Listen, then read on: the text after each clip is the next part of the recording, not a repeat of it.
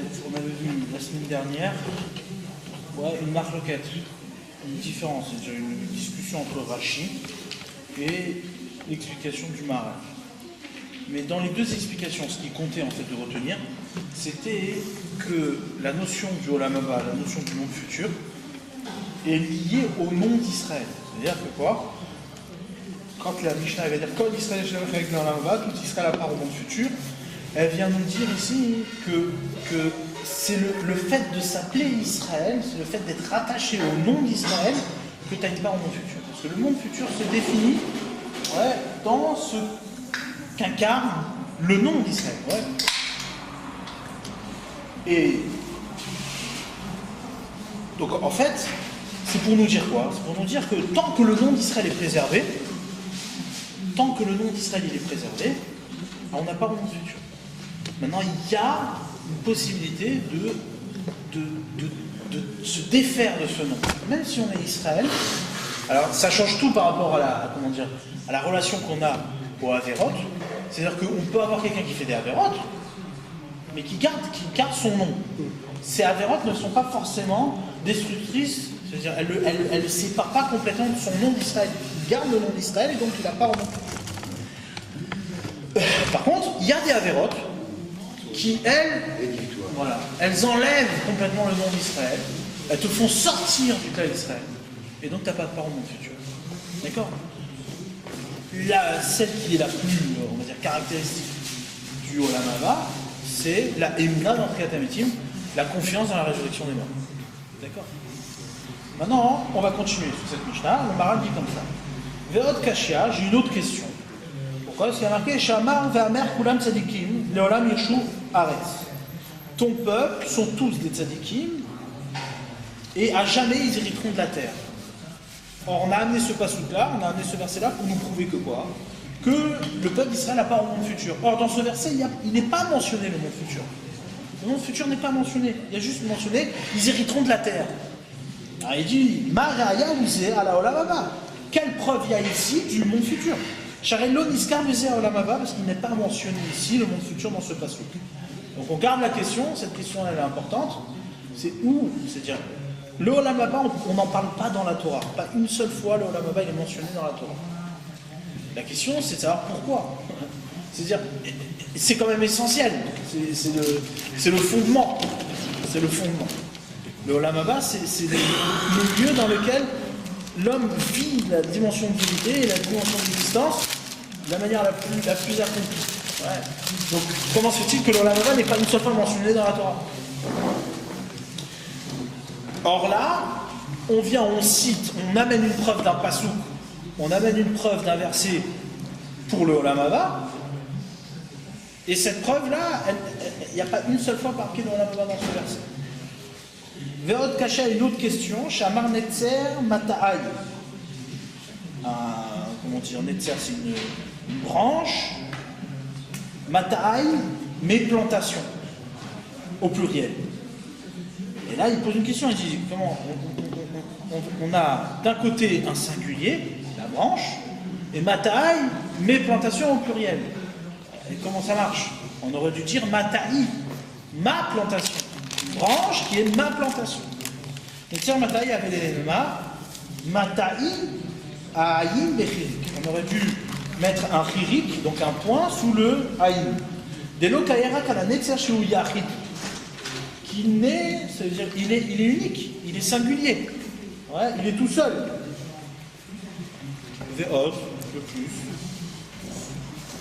Lama Kara Katuv Netzer Velo Ilad. Comment se fait-il que le passouk n'a pas appelé, il a appelé ici, il a parlé d'une branche, il n'a pas parlé d'un arbre. Si tu parles d'une plantation, pourquoi tu parles d'une branche? Tu parles d'un arbre entier, une plantation entière. Avec Pirouche et Katouf, sur Rotzelomar. Donc là maintenant il rentre dans l'explication.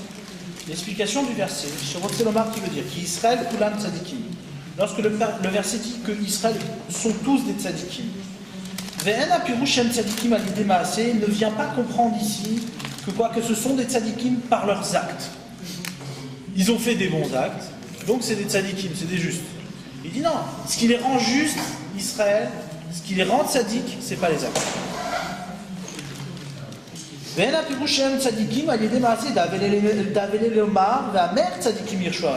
Parce que si c'était cela, on aurait dû dire ton peuple Israël, la mère, ton peuple, tzadikim, et ils hériteront de la terre à jamais. D'accord?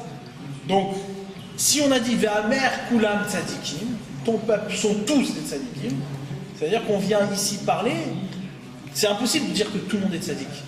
Si tout le monde est tzaddik, c'est-à-dire que tout le monde est au même niveau. Si tout le monde est au même niveau, c'est qu'il y a un caractère propre à Israël qui le rend tzaddik. D'accord? Qui est cherché du kulam tzadikim, c'est impossible que tout le monde soit tzaddik à partir de nos actes. Les actes sont différents pour chacun. Et après que le passouk dit tout le monde est tzaddik, il veut dire ici que ce sont des tzaddikim dans leur nature. Mais l'autre tzad mitzvot, rien à voir avec leurs actes. Et donc c'est ce qui fait qu'ils ont une part au monde futur. Donc on revient à l'idée qu'on a dit au départ. C'est quoi? C'est que l'accès au monde futur, c'est pas les actes. C'est important. C'est-à-dire, jusqu'à maintenant, nous on croyait qu'on avait part au monde futur parce qu'on a fait de bons actes. Là ici, le Maral il vient te dire attention, cette Mishnah vient te dire Kulam tzadikim, c'est pas les bons actes, c'est pas tes mitzvot qui te donnent part au monde futur. Ce qui te donne part au monde futur, c'est le fait que tu es Israël, tu es attaché à un nom qui s'appelle Israël. Maintenant, le fait de faire des mitzvot, c'est ça qui va renforcer ton nom, c'est ça qui va renforcer ta conscience d'Israël. C'est ça qui va réveiller, qui va épanouir ta dimension d'Israël. Et c'est ça qui va te donner donc une conscience plus grande, plus forte du monde futur. Mais tu peux faire des avérotes, et c'est pas pour autant que tu perdras ton olam haba. Il y a juste certaines avérotes qui te font perdre ton olam haba, lesquelles? Celles qui te font perdre ton nom d'Israël. D'accord?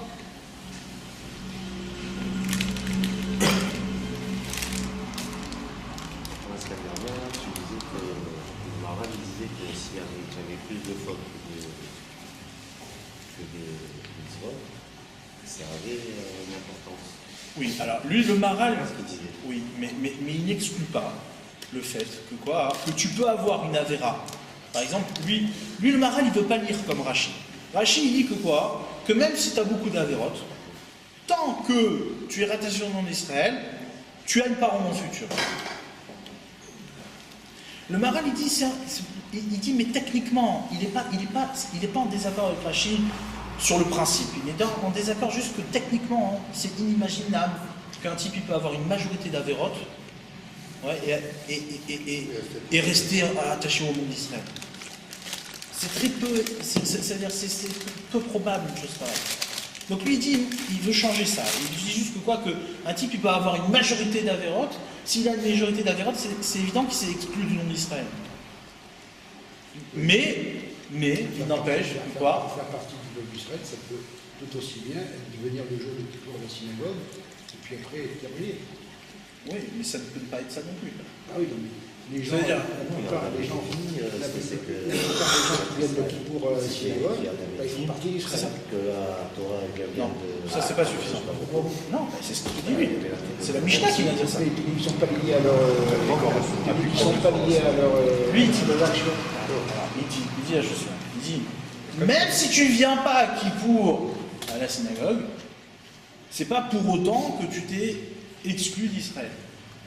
Ce qui vient t'exclure du nom d'Israël, attention, on ne parle pas du peuple d'Israël, on parle du nom d'Israël. Le nom d'Israël ne se pose plus sur toi, sur la personne, lorsqu'elle se défait de ces trois choses-là qui sont citées dans la Mishnah. C'est-à-dire, il y en a trois principales, et après, mais c'est-à-dire, c'est quoi l'essentiel? Kriyat HaMetim, la résurrection des morts. Si un homme, Israël ne pense plus à la résurrection des morts, mina Torah, de la Torah, ça y est, il a perdu son nom d'Israël. Et donc il n'a plus de part au monde futur. C'est parce que tu restes Israël que tu n'as pas au monde futur. Maintenant, tu peux très bien avoir fait une avéra. Tu peux très bien ne pas avoir respecté Shabbat, qui est très grave, mais c'est pas pour autant que tu perds ton monde futur. Tu vas le diminuer, tu vas en avoir moins conscience, mais puisque ton nom d'Israël est encore présent, tu n'as pas au monde futur. D'accord? Maintenant, ce qui fait perdre le nom d'Israël, c'est ces choses-là qui sont mentionnées dans la Mishnah. Mais Par ricochet, celui qui ne vient pas à Kippour, il s'exclue puisqu'on peut le considérer comme un picoros ou pas? Tout dépend de la raison pour laquelle il ne vient pas à Ça, c'est Kippour. pas pour moi. Tout dépend de la raison. Des fois, c'est une faiblesse. Des fois, chaque cas est à étudier. Mais tu as raison que le type, ici, maintenant, il vient, il dit non, ça c'est des bêtises. C'est un picoros. Un picoros, lui, fait partie de ces gens-là qui s'excluent du terrain d'Israël. Il faut qu'il le dise en pensant qu'il s'excuse, c'est-à-dire qu'il dit qu'il fait des bêtises parce qu'il ne connaît pas. Mais non, mais d'accord. Je parle de quelqu'un qui parle sérieusement, pas un type qui ne sait pas ce qu'il dit. Ouais, je parle de quelqu'un. Tu as raison. Le gars qui refuse carrément, lui, de le faire.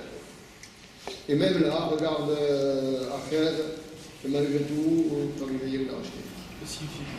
Ça, c'est encore un autre sujet. Mais c'est pas tout à fait juste de dire qu'il a racheté. Pas tout à fait. Tu as raison, c'est un sujet. En tout cas, nous, restons sur le principe maintenant. Le principe, il est que quoi? Que ce qui te donne accès au monde futur, c'est le nom d'Israël. C'est-à-dire que quoi? Que tu peux très bien ne pas avoir fait de mitzvot dans ta vie. Mais si tu as préservé le nom d'Israël, tu es attaché au monde futur. Un exemple concret, un nourrisson. C'est la question de l'Agmara. L'Agmara, dans sa médine, elle dit un nourrisson. Le nourrisson, il n'a pas fait, il n'a pas eu le temps de faire des mitzvot. D'accord? Il est mort. Il est mort, nourrisson. Il n'a pas un monde futur. Comment c'est possible? Il n'a pas fait de mitzvot. Mais c'est même sans parler des mitzvot. Comment tu peux dire que lui, il croit à la résurrection des morts? Comment lui, il peut croire qu'un temps va venir du ciel? Et comment il peut ne pas être apikoros? Alors, réponse. Les trois, Réponse, c'est pas le fait d'être Mahamine, c'est pas le fait d'y croire, c'est le fait de ne pas y croire qui t'enlève le nom d'Israël. Le nom d'Israël, c'est un héritage d'emblée, il est Israël. Maintenant, comment on se défait de ce nom-là? C'est celui qui est confirmé de Créativité. Il refuse la résurrection des morts. D'accord? Il faut y croire, il ne faut pas ne pas y croire. Mais pourquoi? Parce qu'un Israël d'emblée, il est attaché à ça, il est attaché à cette croyance. Comme lui en a parlé, ça veut dire que le gosse, le bébé, c'est parce qu'il ne le sait pas. Oui. Il n'a pas été instruit. Il est d'emblée défini comme Israël, celui-là. D'accord. D'emblée. Alors, il explique. Ve'aïnou, c'est quoi donc? Il explique. Ve'aïnou, mipene shachem ibarach va'aret Israël kesolet nekia belo psolek. Hachem, il a créé le peuple d'Israël comme une farine propre, une farine pure, sans déchets, sans détritus. Machar shebara Hachem itbarach haolam hazeh ve'haolam haba, im lo nivra haolam haba l'Israël et minivra. Il dit après, machar shebara Hachem, après que Hachem itbarach il a créé haolam hazeh, ce monde-là et le monde futur, im lo nivra haolam haba l'Israël et minivra. Si le haolam haba n'a pas été créé pour Israël, pour qui il a été créé? Pour qui il serait créé? Vezé Shahama, et c'est ça qu'il est dit, Ve'amer Kolam Tzadikim, ton peuple sont tous des Tzadikim, Leolam Yirshu Haaretz, et à jamais ils hériteront de la terre. Qui Amer Tzadikim Be'atzman, ils sont Tzadik par définition. Les Kar Yirshu Haaretz, c'est pour ça qu'ils hériteront de la terre, de manière, c'est-à-dire, par conséquent. Il n'y a pas ici d'embûche possible. Ils sont Israël, ils sont ton peuple, ils héritent de la terre, terminé. Donc ils héritent du Olam Haba, c'est ça que ça veut dire. On va voir c'est quoi la relation qu'il y a entre la terre et le Olam Haba, mais en tout cas, ils héritent du Olam Haba. Parce qu'ils sont Israël. Il y a marqué, le Rambam, et ça aussi c'est très intéressant, le Rambam il ramène dans sa halachot, que quoi? Que le Goy, il n'a pas au monde futur. Alors, là-bas il dit, mais comment le Goy il n'a pas au monde futur? Tu vas me dire, parce qu'il fait ses 7 mitzvot. Il fait les 7 mitzvot, il n'a pas au monde futur. On m'a dit non, aucun rapport. Ici, il fait les 7 mitzvot parce qu'il pense qu'il faut les faire, et que c'est intelligent de les faire, il n'a pas de part au monde futur. Ce qui fait qu'il n'a pas au monde futur, c'est parce qu'il fait les 7 mitzvot parce qu'elles ont été ordonnées au Sinaï, à Israël, à Moshe Rabbeinu. Ce qui leur donne accès au monde futur, c'est qu'ils s'associent au nom d'Israël en pratiquant ces mitzvot qui lui sont adressés. Les 7 mitzvot, elles n'ont pas été données à Israël. Si, au Sinaï, elles ont été données au Sinaï, bien sûr. Les 7 mitzvot Noachim, elles ont été données au Sinaï, elles ont été redonnées au Sinaï à tout Israël et à Moshe Rabbeinu. Elles ont été redonnées. Enfin, redonnées, elles ont été données, puisqu'elles n'ont jamais été données avant. Avant, c'était pas donné, c'était une évidence, c'était des choses qui étaient dans la création.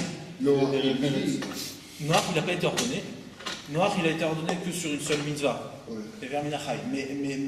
Comment dire, mais après, avant ça, il y a eu les 6 mitzvot qui ont été ordonnées à Adam Arishon. Adam Arishon. Elles lui ont été ordonnées, Adam Arishon. Ouais, mais elles lui ont été ordonnées, il faut voir comment elles ont été ordonnées. Elles ont été ordonnées dans cet ordre-là qui est de ne pas manger de l'arbre du Metzadat Tovera. Donc il faut les chercher, les mitzvot. C'est pas ordonné de manière explicite. Donc, le goy qui observerait les 7 mitzvot parce que Ça lui paraît logique. C'est le Shem Shamaim, il est obligé de croire. Oui, mais s'il les fait juste parce que... S'il les fait pas parce que c'est cartésien, c'est pas... Ça Voilà. peut-être que lui ne sait même pas que ça a été donné à Israël, etc. Lui, Ouais, il bon, fait- ça, c'est encore d'autres considérations. C'est encore d'autres considérations, mais ça lui, rentrera dans il estime le... que c'est bien de le faire. Voilà. Ça suffit pas. Ce qui fait le lien au monde futur, c'est qu'il s'associe au monde d'Israël en prenant ces mitzvot parce qu'elles ont été ordonnées à Hachem, à Israël au Sinaï. C'est le langage du Rambam dans les halachot. Mais ce qui m'étonne, c'est que les 7 mitzvot n'ont pas été donnés à Israël, elles ont été données au monde, et à Israël, ce qui a été donné, c'est 613 mitzvot. Donc, font partie des 7. Non. Elles n'ont pas été données au monde. Où tu as vu qu'elles ont été données au monde? Elles ne concernent que les goïs, Non. puisqu'Israël, lui, il a 613, elles font partie des 613. Elles font partie des 613, donc elles s'adressent aux Juifs. Ils en ont pris 7 sur les 613. Il y en a 7 qui concernent les goyim également. Et après, elles les concernent à leur manière à eux, certes, mais elles ont été ordonnées au Sinaï, à Moshe et au Béni Israël. Maintenant, ils font pour savoir les deux, s'ils vont pas les reçus La directement. question, oui, mais comment ils font? Il y a deux réponses à ça. Première réponse, c'est comment fait un juif pour savoir lui-même. D'accord? Nous, on a la transmission. Oui, mais on a la transmission, tu vois bien que ça passe Nous, on a pas. reçu la Torah. Il y a plein de juifs, La majorité des juifs ne savent même pas qui sont juifs. D'accord, mais on a la transmission quand même, malgré tout. Oui, toi, Le oui, juif toi. qui veut savoir d'où ça vient, on va lui dire d'où ça vient. Eh ben, réponse, pareil, la même réponse pour le goy. Le goy, qu'est-ce qu'il fait? Il s'intéresse à sa propre vie, il s'intéresse à sa truc, il réfléchit, il va s'intéresser. Et quand il va s'intéresser, il va voir que celui qui peut lui donner une réponse, c'est le juif. Alors, le goy, Maintenant, il pour reste ça, de la planète. Il reste. Et lui, c'est son esprit qui va trouver les Pareil, mais le juif aussi. Non, on a 613, ils sont affichés. Mais pour le goy aussi, ils sont affichés dans la Torah. Pour le goy aussi, ils sont affichés dans la Torah. Ah, mais le goy, c'est l'obligation. Mais c'est ça son lavaba. C'est ça sa vérité. Et pour le juif, c'est pareil. Sa vérité, elle est au Sinaï. La vérité, elle est au Sinaï pour tout le monde. La Gemara, elle dit comme ça, elle dit dans Zvachim. La Gemara, dans Zvachim, elle dit la chose suivante. Elle dit qu'au moment où Hachem il a donné la Torah, les nations, elles sont allées voir Bilam, le prophète des nations, c'est-à-dire Bilam Aracha. Ils sont allés le voir, et ils lui ont dit, oh là là, qu'est-ce qui se passe? Shema Mabou Balaolam, peut-être que Hachem il est en train de faire un autre Maboul, il est en train de faire un autre déluge, et qui va détruire le monde. Et Bilam, il leur a dit, non, vous inquiétez pas. Hachem, il est en train de donner la Torah à Israël. Et là, les nations, elles ont répondu, donc, Hachem ose les Amolites, c'est marqué. Hachem, il donne la puissance à Israël, c'est-à-dire la Torah à Israël. Et il dit, et donc eux, ils ont dit, Hachem les varech tamod b'shalom. Hachem bénit son peuple en paix. Et là-bas, on voit de ces Gemara que, en vérité, l'astuce de Bilam, qui était un avitamé, un prophète impur, c'était justement de faire entendre aux nations qui n'étaient pas concernées par le don de la Torah. Ça ne concerne que Israël. Hachem il donne la Torah aux nations, mais pas à vous. À vous, ça ne vous concerne pas. Pourtant, eux, ils ont senti quand même qu'il y avait ici quelque chose qui se passait. Il y a un déluge qui se prépare. Il y a une remise en cause qui se prépare. Et lui, il dit non, cette remise en cause-là, elle ne vous concerne pas. Donc ça veut dire que la destruction ici, c'est-à-dire le faux prophète, c'est celui-là, c'est celui qui vient dire ça ne concerne pas les nations, ça concerne que Israël. D'accord? Donc, il faut entendre ici ce qu'il dit le Maral, c'est une Mishnah, qu'est-ce qu'il vient dire? Il vient dire tout Israël à part au monde futur, c'est quoi tout Israël? C'est le nom d'Israël. Et quand on dit part au monde futur, ça inclut aussi le goy. Ça inclut le grec qui est rattaché au nom d'Israël. Donc on parle ici de manière très très générale. Ouais. C'est pour ça qu'on est ici, le sujet, c'est pas les mitzvot. Ouais, c'est pas les mitzvot. וזה שאמר כולם ציבורם ירשו הארץ, כי אמר צדיקים בעצמם לכך ירשו הארץ, ומאחר כי ירשו הארץ ראויים לעולם הבא, כי אין דבר שנקרא, alors là il dit quelque chose d'important, après qu'ils héritent de la terre, alors ils ont part au monde futur. כי אין דבר שנקרא בשם חיים כמו הארץ. Ce passage-là est un peu difficile, on va essayer de le comprendre. כי אין דבר שנקרא בשם חיים, il n'y a pas une seule chose qui est appelée vivant comme la terre. Il n'y a pas plus vivant que la terre. Dirtiv, comme c'est écrit, Dirtiv ba, Be'eretz achaim, la terre de vie. Ki nigzar me'eretz achaim, venatati tzvi be'eretz achaim. Il ramène le pasouk. D'accord? Donc on voit que la vie est associée à Haaretz. Il faut comprendre comment, pourquoi. Mais en tout cas, ici, il vient commencer à répondre à la question qu'on a eue tout à l'heure, qui est, mais où c'est que c'est marqué Olam Haba ici? Où est marqué Olam Haba dans ce pasouk? Dans ce pasouk, c'est marqué Eretz, c'est marqué la terre. Ils hériteront de la terre, c'est pas marqué qu'ils hériteront du Olam Haba. Et d'ici, la terre est associée à la vie. Il n'y a pas plus vivant que la terre. Et d'ici, et la vie, c'est le Olam Haba. On continue. Ve'atam, shenikret haaretz chaim. Et la raison pour laquelle la terre est appelée vie, il se trouve dans la terre ce qui ne se retrouve pas dans tous les fondements. Les yesodot, c'est les éléments fondamentaux, les 4 éléments. Il y a la terre, le feu, l'eau et l'air. La terre, elle est plus vivante que tous les autres éléments. Shei Omedet, c'est quoi sa particularité? Shei Omedet be'emtsa kol haolam. Shei hanekuda ha'emtzeit. Elle se tient au milieu du monde, au milieu de l'univers. Shei hanekuda ha'emtzeit. Elle est le point du centre. Elle est le centre. Alors il faut expliquer ça. Ouais. Juste je lis pour l'instant. La terre, c'est le centre. Elle se tient au milieu. Elle se tient au milieu de tout. Et parce que la terre se trouve au centre du monde, et elle ne penche sur aucun côté. Sa particularité, c'est d'être le centre, le milieu. Car tout, bout, toute extrémité représente une fin, représente une limite. Ou tachlit vesov, share ikatse. Alors que la terre qui est au milieu chez Bemza, qui est mon écouta, elle est comme un point au centre d'un cercle. Il n'y a pas d'extrémité. L'extrémité ne se pose pas sur le centre. Ouais. Et donc il n'y a pas de fin. Le centre d'un cercle, c'est la représentation même de l'illimité. Essayez de comprendre pourquoi. Et donc, sauf les Kariashbar, c'est pour ça qu'il y a la vie. La vie est éternelle par définition. Ouais, la vie par définition c'est quelque chose d'éternel. Sinon c'est pas vivant. Quelque chose qui est vivant pour un instant, c'est pas vivant. Prenons l'exemple par exemple la Gemara dit Mefarkes. Mefarkes c'est pas vivant. Quelque chose qui gesticule juste parce qu'il est dans l'élan de vie, c'est pas vivant. Ouais.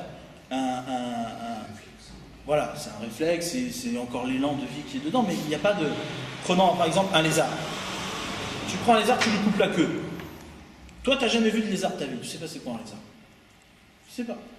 Tu viens, tu as une queue qui bouge. On vient de couper la queue d'un lézard, et toi tu arrives, tu vois une queue. Et tu vois que ça bouge. Tu dis, c'est quoi cette espèce? Je crois que c'est vivant. Mais en fait, c'est pas vivant, c'est mort. C'est la mort qui bouge. Ouais. C'est exactement la même chose. C'est quelque chose qui est vivant pour un instant, c'est pas vivant, c'est juste en train de continuer à vivre parce qu'il y a eu un moment la vie qui s'est déposée en lui. Mais la définition propre de la vie, c'est quelque chose d'éternel, par définition. Donc il dit, ce qui est au milieu est défait de l'extrémité, donc est défait de la limite, et donc est défait de la mort. Le milieu est vivant, ce qui est à l'extrémité est mort. Voilà pourquoi la terre qui est au milieu est plus vivante que tous les autres éléments. D'accord? Bon, maintenant, il faut poser des questions. Ouais. Là, ici, on pourrait lire ce texte comme un texte, et souvent les gens ils se moquent un petit peu de la conception, enfin du schéma que pouvaient avoir les anciens sur le monde, la Terre se trouve au centre du monde, etc.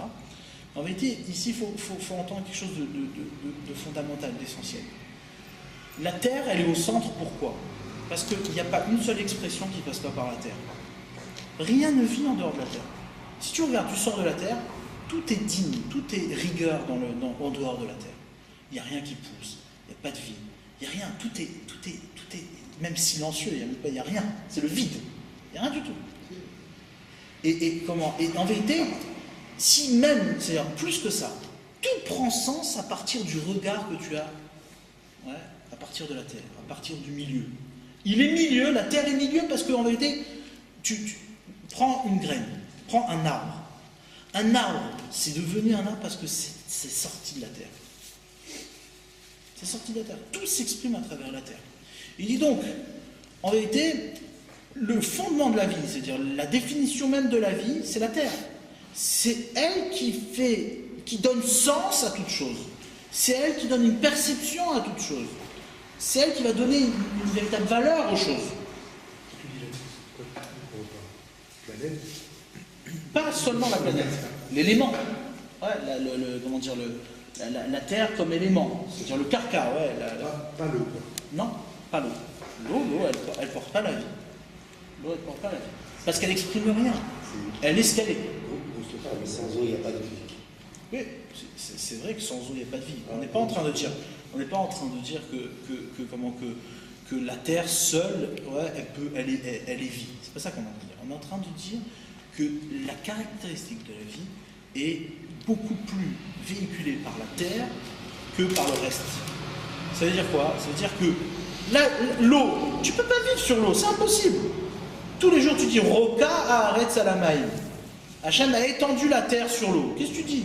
Ça n'a à faire de savoir qu'il a étendu la terre sur l'eau. Pourquoi tu bénis Hachem comme ça? Parce que s'il n'avait pas étendu la terre sur l'eau, tu n'aurais pas de lieu où habiter, où vivre. Tu parles de l'homme. Mais l'homme, c'est ça la vie.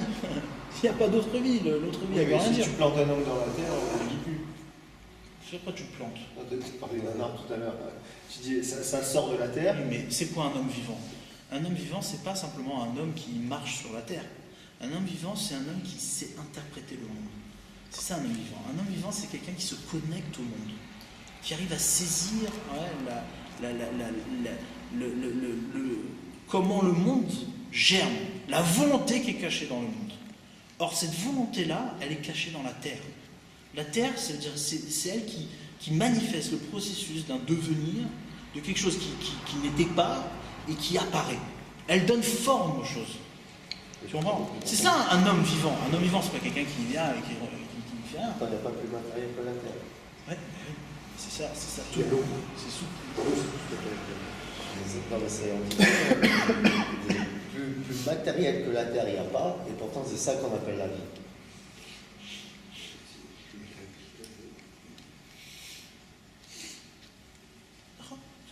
C'est vrai que la terre est matérielle, mais elle manifeste la vie. De toute façon, la vie est manifestée par le chromère, par la matière.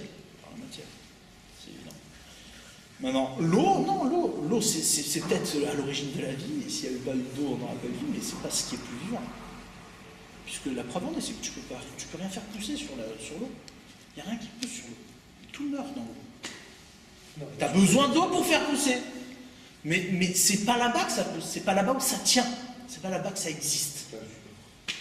D'accord?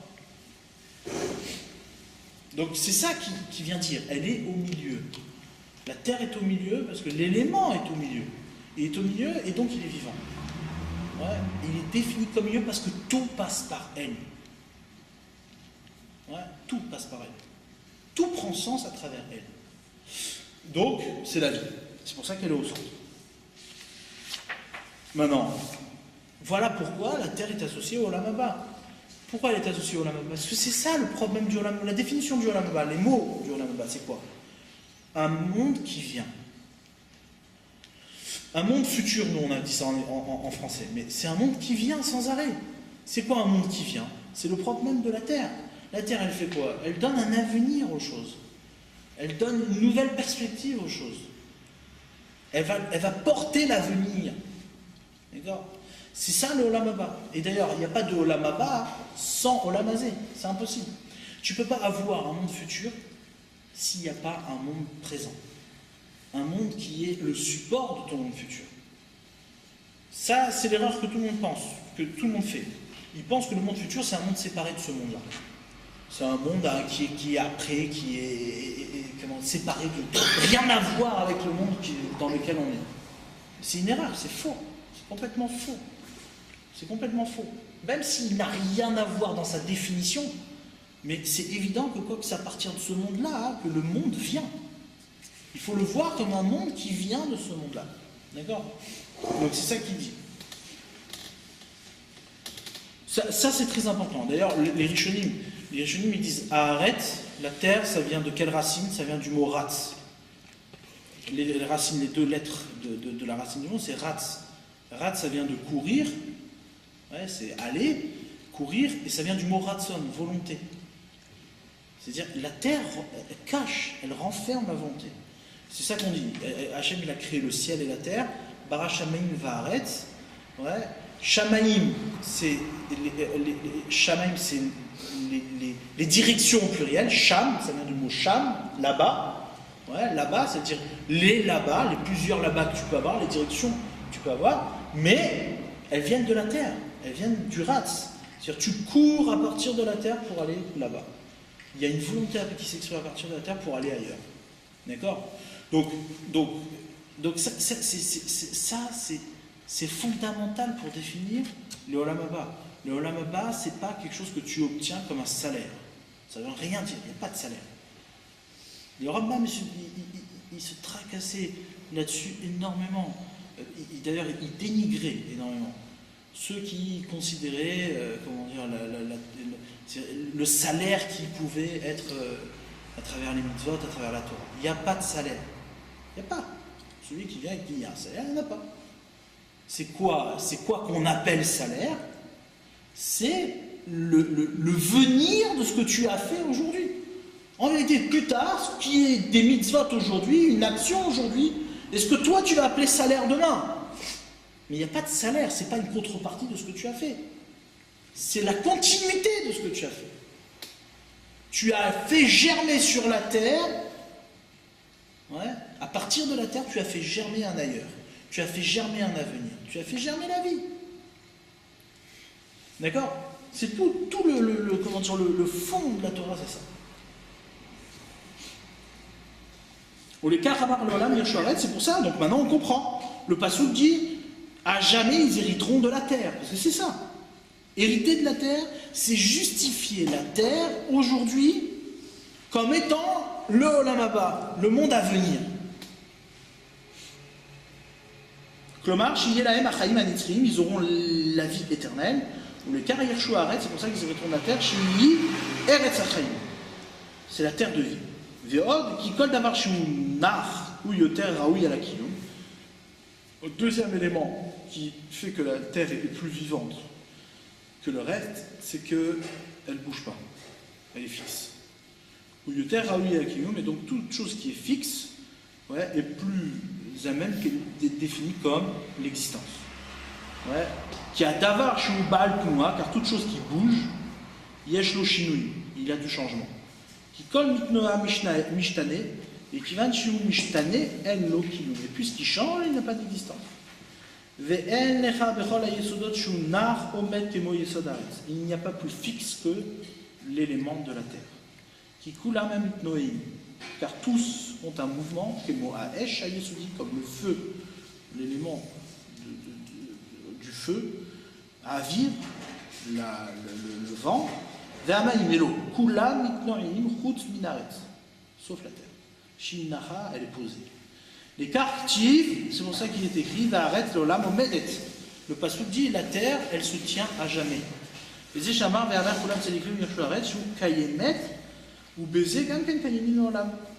fait qu'ils héritent de la terre, donc ils ont hérité de quelque chose de fixe. Et comme ils sont devenus fixes, alors ils seront éternels eux aussi. Et parce que c'est des tzadikim. Et c'est quoi la définition du tzadik? Le tzadik, c'est quelqu'un qui sort jamais de la droiture, ouais, du chemin qui est droit. On va expliquer c'est quoi la droiture. La tzedek raoui la em haaretz. Et le tzedek, la justice, a un lien avec la terre. Par définition, chez nous, Medet Baemtsa, qui se tient au milieu, Ena Yotzet Mina Yosher, elle ne sort jamais de la droiture. Elle a son chemin, elle ne peut pas sortir de son chemin. Elle se tient au milieu. Dans le milieu, il n'y a pas de ksavot, il n'y a pas d'extrémité. Tu ne peux pas sortir ailleurs. Le propre du milieu, c'est de rester au milieu. C'est sa caractéristique. Or, c'est quoi la définition du Yosher? On dit, par exemple, le Maral dit ailleurs, il dit que la faute de Adam Arishon, c'était quoi? C'était que c'était pas un Adam Yachar, c'était pas un homme droit. Il dit la chose suivante, il dit, même si c'est vrai que ce qu'a fait Adam, ouais, c'est exactement ce que Hachem voulait, seulement, et ça a continué exactement dans la même lignée, c'est-à-dire dans le même chemin qu'Hachem voulait. Il n'a pas changé de direction. La seule chose, c'est quoi qui a changé? C'est quoi qui a changé? C'est le fait que ce chemin-là, il a été initié par Adam. Il n'est plus dans la continuité de ce que Hachem avait commencé. Toi, tu as fait exactement ce que Hachem voulait. Mais seulement c'est toi qui es devenu l'origine de ce projet. D'accord? Tu n'as pas continué le projet d'Akadosh Baruch Hu. Tu as voulu être propriétaire du projet. C'est ça qui fait que tu n'es plus Yachar. Donc là, la définition de Yachrout, de droiture, elle est importante. On définit, la droiture, c'est pas simplement la direction. La droiture, c'est d'être dans la continuité, ouais, de l'origine d'un projet. D'être dans la continuité de celui qui a initié cette direction. Mais tu peux très bien prendre la même direction, mais puisque c'est toi qui l'as initié, terminé, c'est plus bon. D'accord? C'est ça le propre même du Emtsa. Prenez un cercle. Un cercle, son centre, en réalité, c'est celui qui réunit tout le cercle. C'est-à-dire, tu peux définir tout le cercle à partir d'un centre. Si tu le prends sur le côté, tu ne peux pas tenir tout le cercle. Tu ne tiens pas tout le cercle sur un côté d'un cercle. Ouais.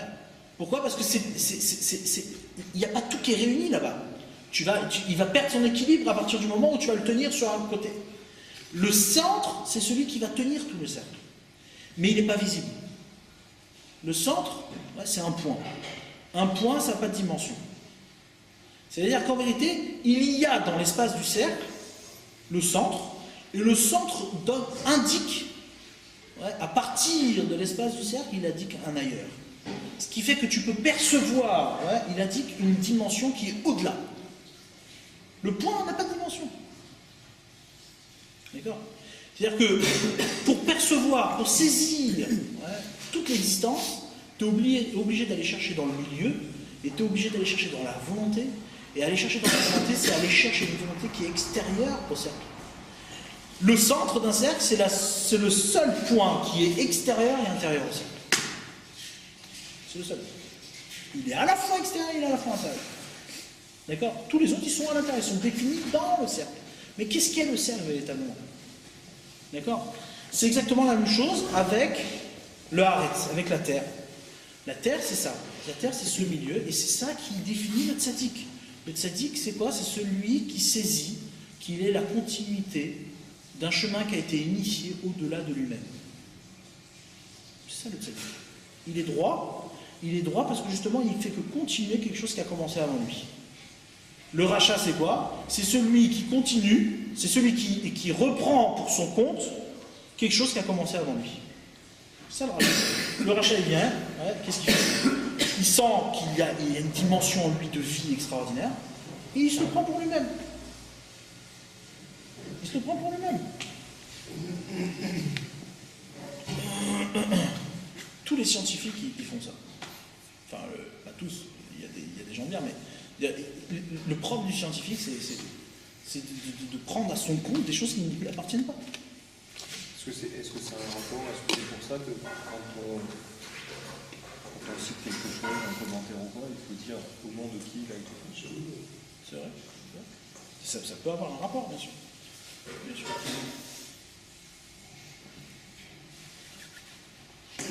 Alors.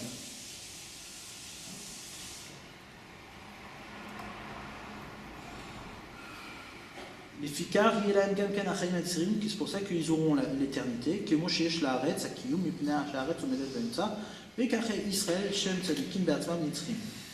Et car Pirouche à Mishnah, et ainsi il faut expliquer la Mishnah, mais sauf Perek Kama de Kiddushin, à la fin du premier période de Kiddushin, Kol Haoseh Mitzvah Achat, Metivilo, Umarichinlo, Yamav, Venochel Haaretz. C'est marqué là-bas, la Mishnah dit la chose suivante: tout celui qui fait une mitzvah, on lui fait du bien, on lui prolonge ses jours, Venochel Haaretz, il hérite de la terre. C'est quoi il hérite de la terre? L'ata Kashia, donc là on a répondu. L'ata Kashia, Valo Kama Metu Bechut Salaretz. Il y a une question quand tu viens de dire que quoi? Qu'ils héritent de la terre. Il y en a beaucoup qui sont morts en dehors de Eretz Israël. Les tzadikim qui sont morts en dehors d'Eretz Israël. Mais l'onachlo Haaretz, ils n'ont pas hérité de la terre, donc ils sont foutus. Donc c'est quoi? C'est un mensonge. Et là, Rotzelomar, qu'est-ce que ça veut dire? Qui yurshu Haaretz, ils héritent de la terre, que dire-t-il? Comme c'est écrit, la mère Kulam Tzadikim, ton peuple sont tous des tzadikim, le Olam yurshu Haaretz, ils hériteront à jamais de la terre. La terre, comme il dit le Rambam lui-même en ces termes, il dit le Rambam, il dit Eretz Zo Mashal. La terre, c'est une parabole. C'est la parabole du Olam Haba. D'accord? Ok. Donc ça, on a fini avec Haaretz.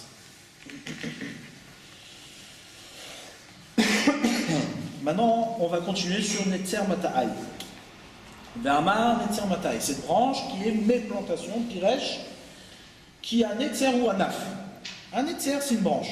Kacher ou Yotze Mitechila, Minaretz, exactement comme elle sort au tout début de la terre. Petite branche. Ouais, une petite. Alors, au début, on n'appelle pas ça, en France, on n'appelle pas ça une branche. On appelle une pousse. Ouais, c'est une petite pousse. Kacher ou Yotze Mitechila, Minaretz, Kodem Sheshua Anafim Lecholzad, avant qu'il ait plein de branches autour de lui. Mais toutes les branches qui vont sortir après de tous les côtés, elles notim la katse. Qu'est-ce qu'elles font? Elles penchent sur les côtés. Elle, c'est la première pousse, celle qui est au centre. Mais ton peuple sont tous des tzadikim, vm à netzer. Ils sont cette branche, ils sont cette petite pousse du départ. Shen boklal anafim qui n'a pas de branche et qui sort sur les côtés. Elle est directement, elle sort de la terre exactement comme la terre elle-même. Elle est dans la continuité de la terre.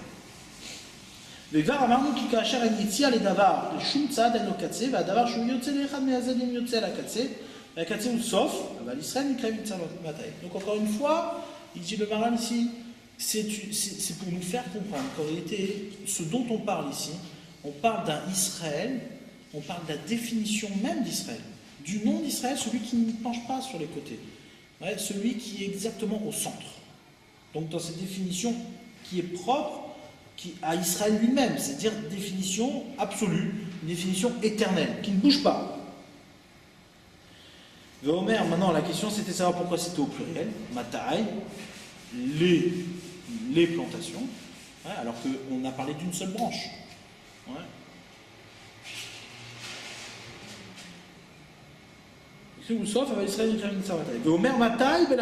C'est écrit au pluriel, Tomar, c'est-à-dire beaucoup de plantations Hachem a planté dans son monde.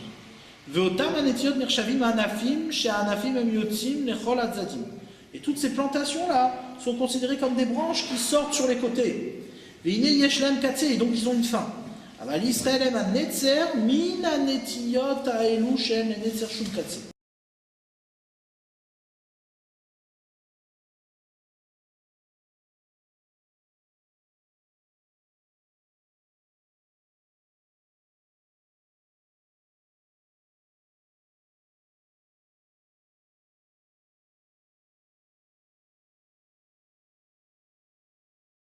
En vérité, ça c'est important, cette notion-là qui rajoute ici elle est importante.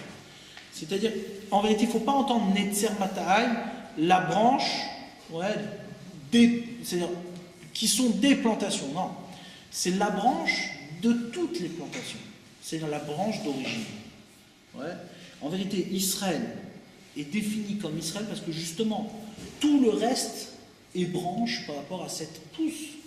Ouais, du premier instant, celle qui sort exactement dans la continuité même de la définition de la terre, c'est-à-dire du milieu, Ouais, et donc, en vérité, c'est ça qu'on vient de dire quand on dit Netzer Matai, c'est la branche de toutes les branches. l'Israël aime un Netzer min hanetiot haelu she'en la Netzer shum katse. Ou le kach em netuim ad she'en lahem asara klal. C'est pour ça qu'ils sont plantés dans la terre. Israël est planté dans la terre, donc est planté dans le milieu, est planté dans la vie, ouais, de manière définitive. Les autres, elles débouchent de cette petite pousse. Si elle est définitive, tout le reste est définitif. Mais si elle n'est pas définitive, tout le reste tombe. C'est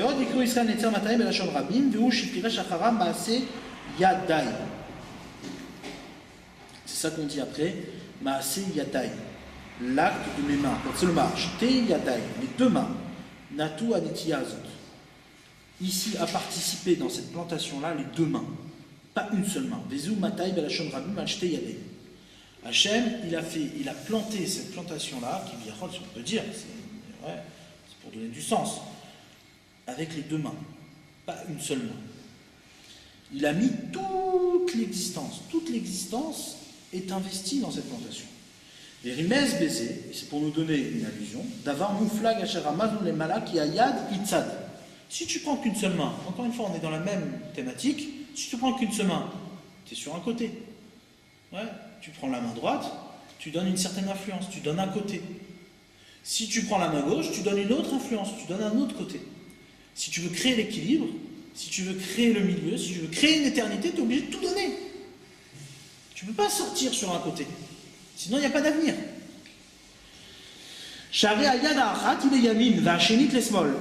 Une main, elle est à droite, l'autre main, elle est à gauche. Et chacune, elle est sur un côté. Chacune, elle va fonctionner indépendamment.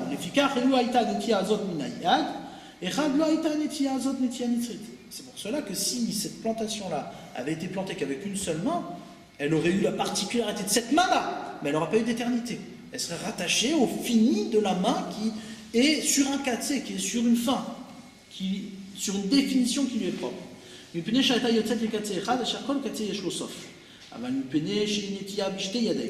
Parce que cette plantation-là, elle se trouve elle a été faite par ses deux mains.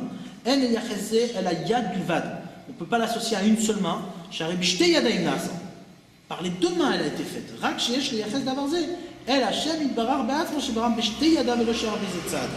C'est pour ça qu'on va la référer.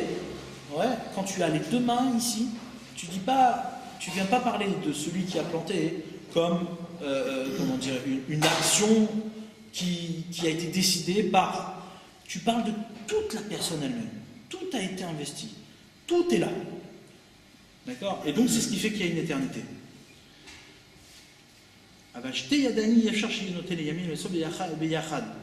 Les deux mains ensemble, elles ne peuvent pas pencher ni à droite ni à gauche. Ouais. Elles sont ensemble. La création d'Israël n'est pas rattachée à une extrémité. Elle englobe toute la création. Tout s'exprime à travers Israël exactement comme tout s'exprime à travers la terre. Le nom d'Israël, c'est tout. Maintenant, tout ce que tu vois, c'est des branches d'Israël.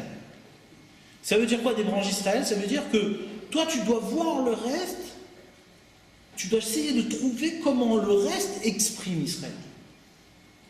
Comment, de l'extrémité, tu peux entendre le milieu. D'accord?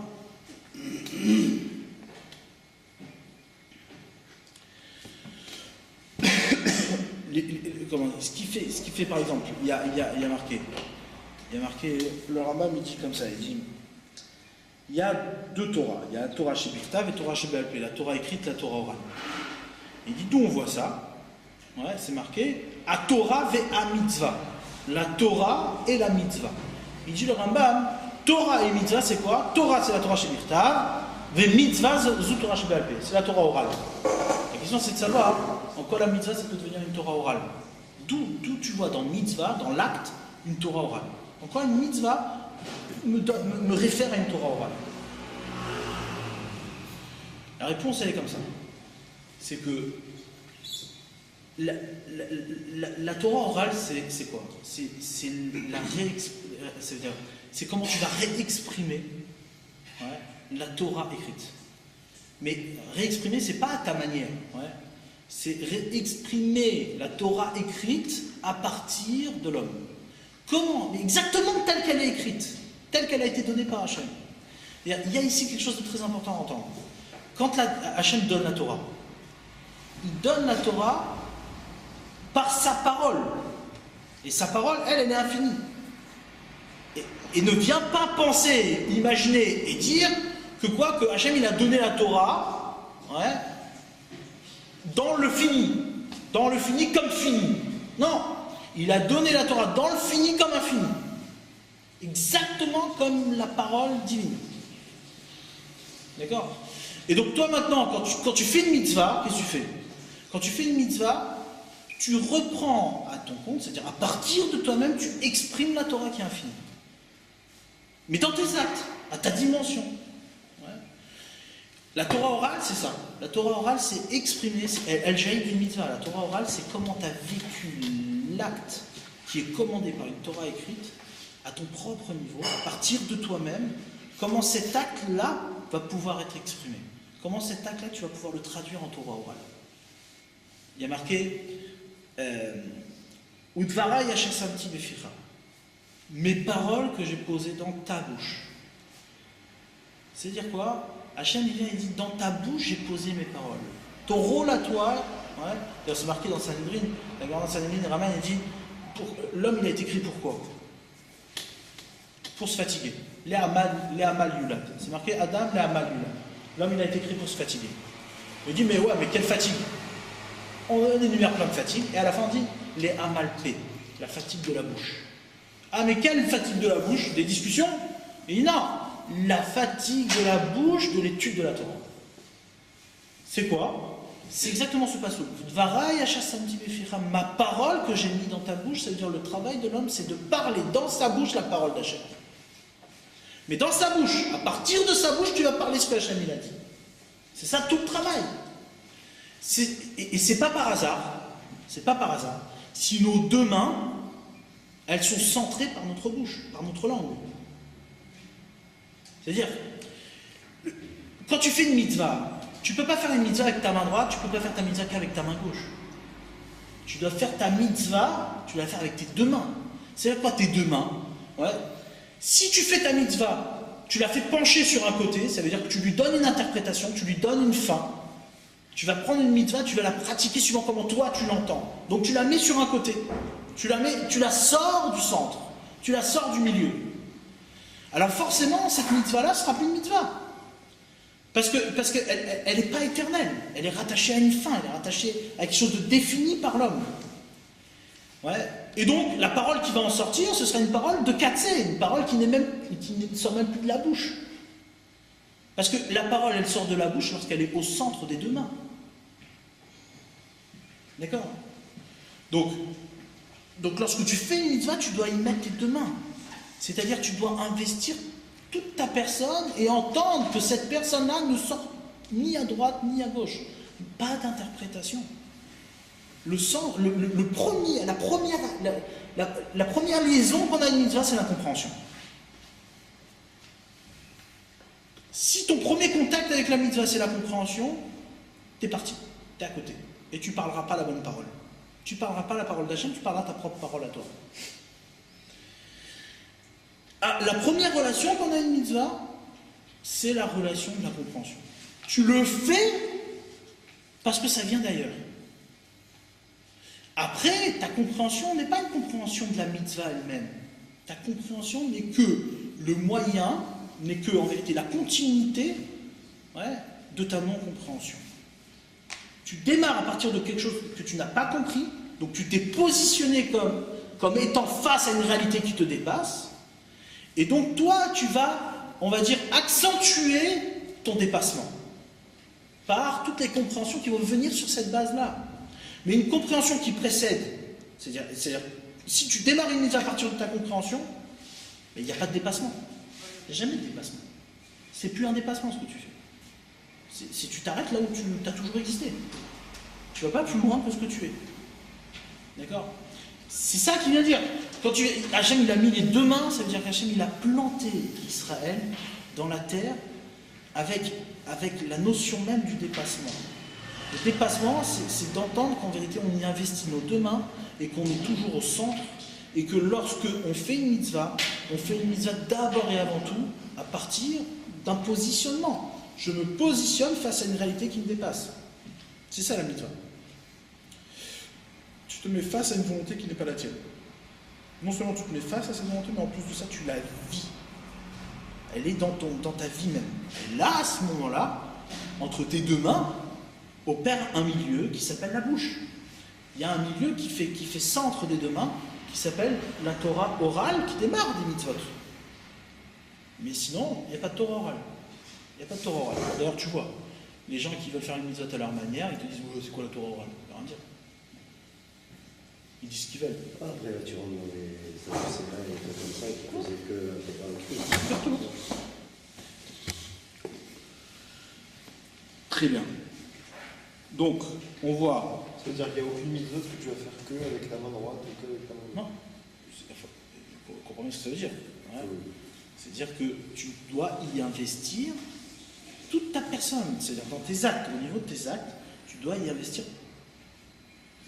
Toute ton existence doit être posée dans ta mitzvah. Si tu mets qu'une partie de ton existence, tu y mets un intérêt.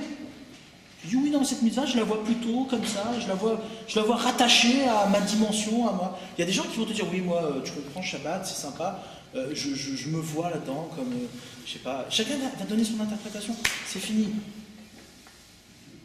Moi, la plus belle mitzvah pour moi, c'est la mitzvah du chesed. Combien de fois que tu l'as entendu ça? Ouais. La mitzvah du chesed, la tzedaka. Pour moi, la plus belle mitzvah, c'est la tzedaka. Attends, mais t'es pas là pour dire c'est quoi la plus belle mitzvah, on s'en fout de ce que tu as à dire, toi. Qu'est-ce que ça veut dire? T'es là pour dire c'est quoi la plus belle mitzvah, c'est ça qui compte. C'est l'émotion que tu vas sentir. Oui, non, moi cette mitzvah, je la fais parce que je trouve qu'elle est extraordinaire. Et les autres, tu les fais pas, non, parce que tu trouves rien. Non, mais tu peux porter un intérêt plus important à la pizza. Mais c'est faux. C'est faux. C'est faux. Démarrer comme ça, c'est faux. Après, tu peux entendre que tu réagis à une mitzvah plus qu'à une autre. Mais ça, c'est ton problème personnel, ça. C'est pas ça la motivation d'une mitzvah. Non, mais là, par exemple, il y a des mitzvahs qui sont d'aller visiter les malades. C'est une mitzvah, en soi. Alors le problème, c'est que tu dois mettre tout ton être dans cette mitzvah, dans la mitzvah. Ok?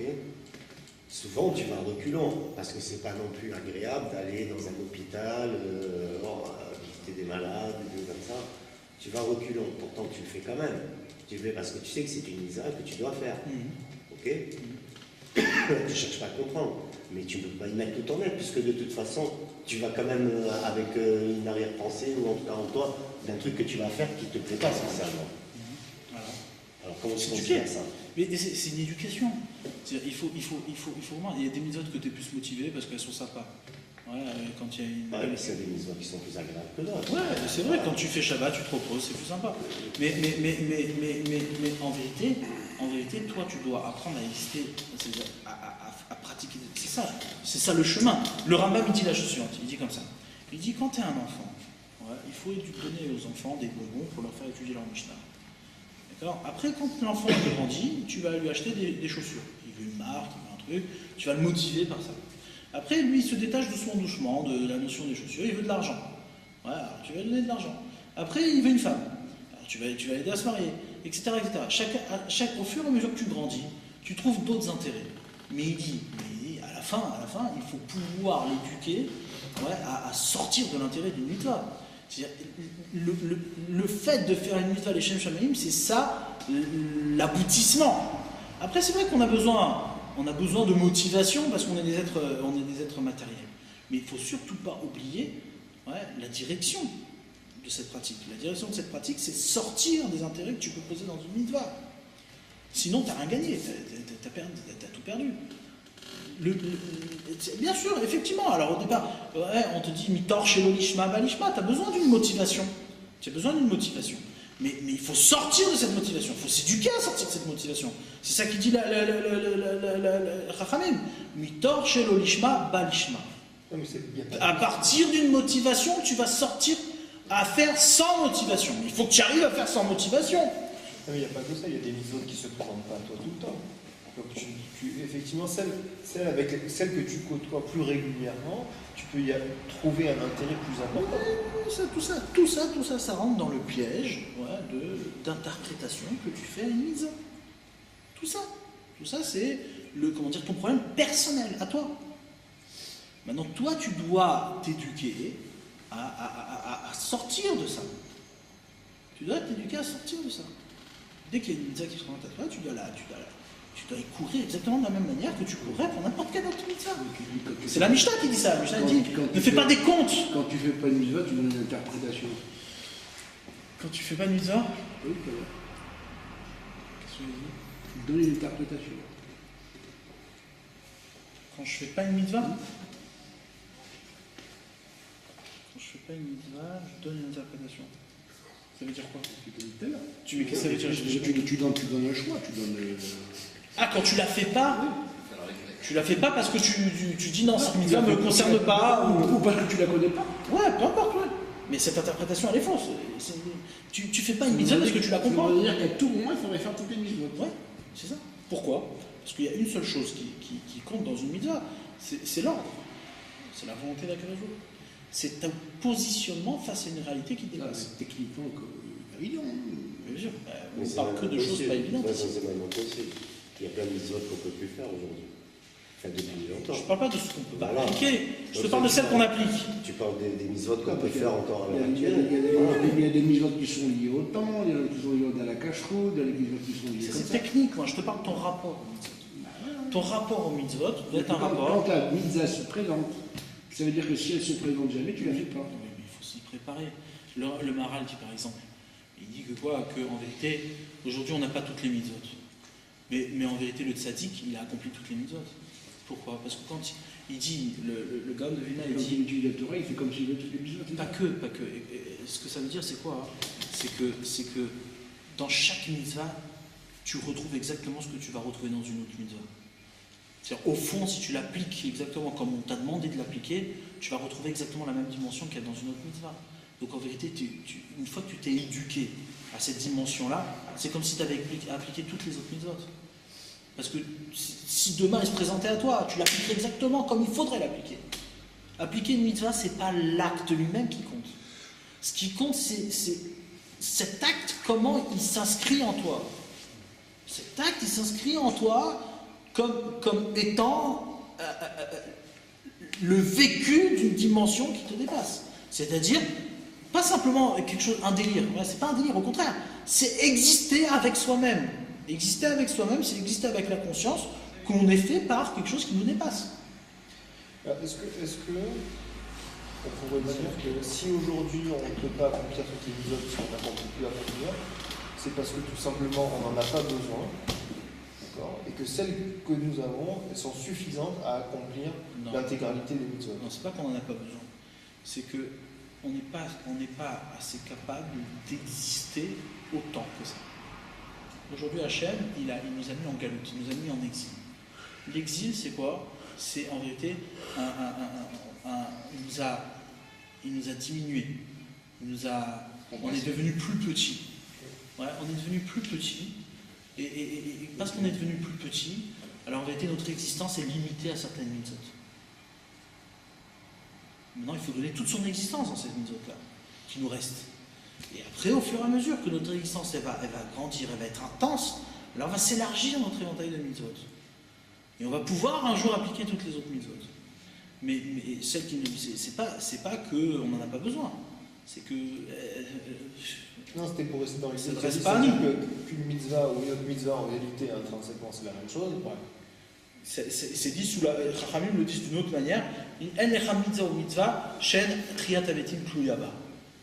Tu n'as pas une seule mitzvah dans laquelle triyat avetim, la résurrection des morts, n'est pas une part dedans. En réalité, le commun de toutes les mitzvot, c'est triyat avetim, c'est la résurrection des morts. Toi, t'es mort. Ouais, l'homme, il est mort dans le monde. Pourquoi? Parce qu'il est dans le limité. Il est dans la fin.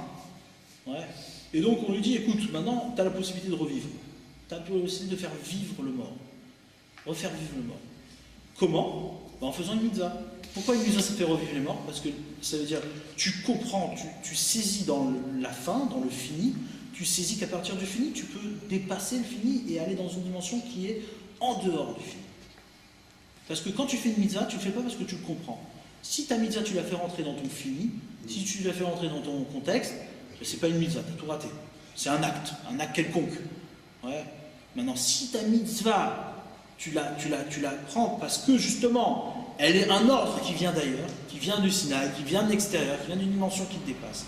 Alors à ce moment-là, tu fais rentrer dans le fini une dimension qui est infinie. Et là, à ce moment-là, tu as un lien avec la vie, tu es vivant, tu as fait revivre les morts. Mais ça, c'est tous les juifs qui font ça. Il n'y a pas un juif qui ne fait pas une mitzvah. C'est combien de mitzvot que tu peux comprendre?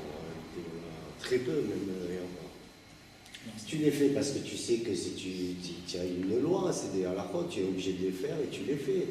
Après, ton rapport avec certaines mitzvot par rapport à d'autres, c'est qu'il y en a que tu vas plus apprécier que d'autres parce que ça va rentrer dans tes sentiments. Quand tu vas voir un mort ou que tu vas pleurer un mort, c'est sûr que ça ne peut pas être la même que d'aller fouetter pourri. Tu comprends ce que je veux dire? Mais au fond, c'est très difficile. Donc tu vas avoir une autre relation à la mitzvah. Mais ça, tu ne peux pas dire que tu l'as choisi. Pourtant, tu fais les deux pareil. Voilà, tu dis, voilà, les deux, tu les fais pareil. Pourquoi? Parce que c'est une obligation pour toi. Tu ne comprends pas la mitzvah de pourri, mais tu ne comprends pas la mitzvah du deuil, en réalité. Mais c'est une habitude. Tu ne la comprends pas. Si demain on te demande d'expliquer, tu vas être là, tu vas dire, wow, parce qu'on m'a dit de faire comme ça, il faut que je fasse comme ça. Oui, mais ça devient vite une habitude. Ça devient vite une ambiance. Non, parce que c'est Minatora, tu dois faire, tu fais. Ton roi t'a dit, tu fais, tu fais. Il n'y a même pas à discuter. Après, Naaseh Venishma. C'est vrai. Le principe, il est là. Il est là. Maintenant, si tu regardes les mitzvot aujourd'hui, sur les 613 qu'on a, franchement, quel homme, à part un gadol, qui va pouvoir te dire, ne serait-ce que la moitié des mitzvot, sur les 613, je sais pourquoi, je sais pas. Si, Shlomo Améler, ça a été le seul qui a pu comprendre toutes les mitzvot, sauf une. C'est de la chose. Oui, mais encore une fois. Mais il faut être Shlomo Améler. Oui. Qui aujourd'hui peut être Shlomo Améler? Donc nous, on a ce rapport à la mitzvah. Moi, c'est ce que je vois. Que en fait, on t'a dit de faire, tu dois faire. Voilà. Quand je vois qu'il t'a dit tu fais, c'est tout. Après, c'est normal qu'après, t'en as que tu préfères par rapport à d'autres. Pourquoi? Parce qu'elles sont. Elle te rapproche plus tu n'es plus rapproché de ça. Il y en a d'autres que non. Toi, tu vas aimer une mitzvah que d'autres, ils ne vont pas aimer. C'est vrai. Mais au fond, si tu regardes bien et tu t'analyses bien, tu verras que c'est très, très, très difficile. C'est vraiment très extrême d'arriver à faire une mitzvah parce qu'on te l'a ordonné. Ça existe presque jamais. C'est très rare. C'est un travail très difficile. Ça, c'est un vrai gadol. Un vrai gadol, c'est pas celui qui comprend la mitzvah. Un vrai gadol, c'est celui que même s'il comprend, il l'a fait parce qu'il est ordonné. Moi, je te demande. Ça, c'est un vrai gadol. Maintenant, attends, tu fais Shabbat. Tu fais Shabbat. Parce qu'on te l'a ordonné. En réalité, tu peux prendre le dimanche, tu peux prendre le lundi de repos. Mais en vérité, s'il n'y avait pas autour du Shabbat, le confort, l'aspect familial, tu rigoles, c'est plein de contraintes, en réalité. Non. Comment non? Tu les vis pas comme une contrainte. Tu les vis pas comme une contrainte. Toutes ces contraintes-là, elles ont disparu avec le temps.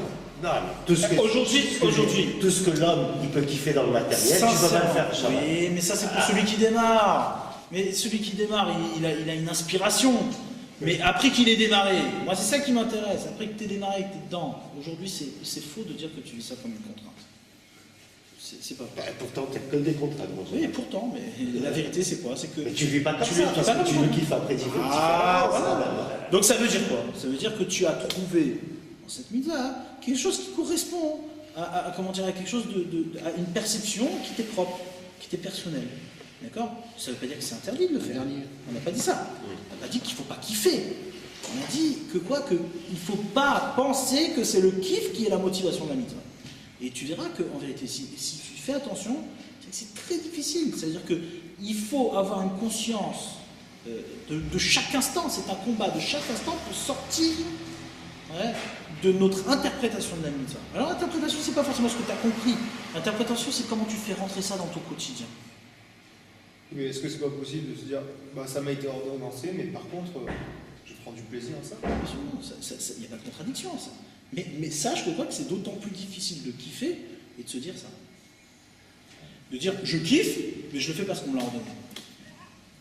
La Gemara dit ça comme ça. Ouais, mais au départ, c'est ce qui se passe. Au départ, c'est ce qui se passe parce que tu as une inspiration.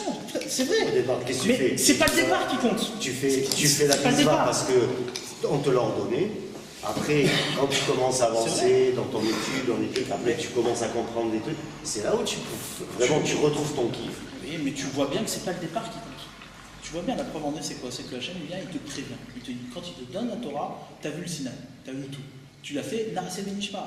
On fera, on comprendra. Mais il dit, attention, n'oubliez pas ce que vos yeux ont vu au Sinaï. N'oubliez pas votre engagement. Ça veut dire quoi? C'est-à-dire que le vrai problématique, c'est pas le moment où tu l'acceptes. La vraie problématique, c'est dans la continuité, dans le quotidien. Est-ce que dans le quotidien, une fois que tu es dedans, une fois que ça fait partie de ton héritage, une fois que ça fait partie de ta vie, une fois que ça fait partie de ton contexte, est-ce que tu es capable, sans arrêt, d'entendre, de revenir au Sinaï, de revenir au premier instant, de revenir à l'ordre divin? C'est ça la vraie difficulté. Le vrai travail, c'est celui-là. Le travail, c'est pas de commencer. Commencer, c'est pas un vrai travail. La différence qu'il y a entre un religieux et un non-religieux. De quoi? De commencer?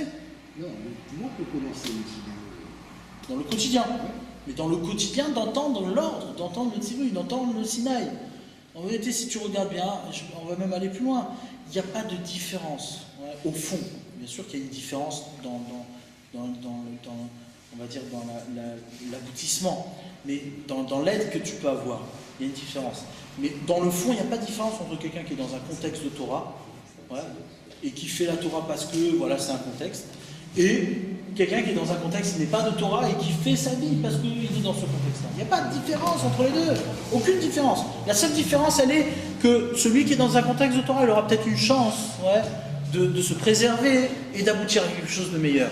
Mais en vérité, au fond, il n'y a pas de différence. Quelle différence ça fait? Toi, tu es là, tu es dans les mitzvot, mais tu vis tes mitzvot parce que c'est ton contexte de vie, c'est que là-bas que tu es né, c'est là-bas que tu vis. Alors même si le type, il a fait teshuva à 40 ans, mais au moins, au bout de 20 ans, c'est là-bas qu'il vit, c'est là-bas il a ses repères, c'est là-bas il s'est installé. Une fois qu'il s'est installé là-bas, c'est pas ça la Torah. La Torah, c'est pas ça. La Torah, c'est pas de s'installer dans une manière de vivre. La Torah, c'est de sans arrêt se dépasser, sans arrêt être conscient qu'on s'adresse à toi de l'extérieur, on s'adresse à toi, il y a une parole qui te parle, et toi tu dois redire cette parole. Maintenant, si tu dis plus rien, et alors le type il fait des mitzvot, ok, tu as fait des mitzvot, mais tu dis plus rien. Elles disent plus rien tes mitzvot, elles font plus rien. Ça sert à quoi? Ça sert à rien du tout. Donc c'est ça qu'il dit. Le renouveau, en réalité, c'est sans arrêt entendre la mitzvah comme un repositionnement. En tant que, qu'est-ce que j'ai pas compris dans cette mitzvah? Ou plutôt, est-ce que ce que j'ai compris, c'est véritablement le sens de la mitzvah? Non, c'est jamais le sens de la mitzvah. C'est ça le propre de l'étude. Le propre de l'étude, c'est de se questionner sans arrêt sur la mitzvah, pour pouvoir sans arrêt être en mouvement dans la mitzvah. D'accord? Donc, on s'adresse à quelle heure il est? 10h 9h30. 9h10 en matin. D'accord?